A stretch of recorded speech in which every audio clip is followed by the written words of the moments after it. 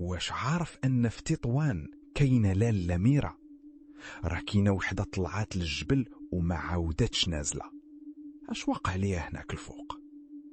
لاله ميرا كانت وحده مسكينه عايشه في تطوان القديمه، كانت كتعاني من الفقر والجوع. دابا راه عارف ان الجبال ديال الريف معروفه بالارواح والجان.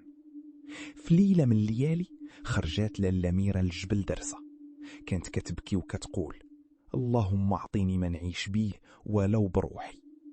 والله العظيم شافت الضوء عجيب كيخرج من الكهف ديال الجبل.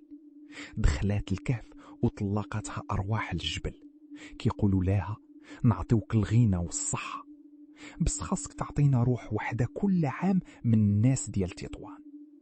قالت لهم موافقه. والله هاد المرة ما كانتش كتعرف واش كدير. من ديك النهار لاله ميرا ولات غنيه بزاف وبدات كتختفي ناس من تطوان.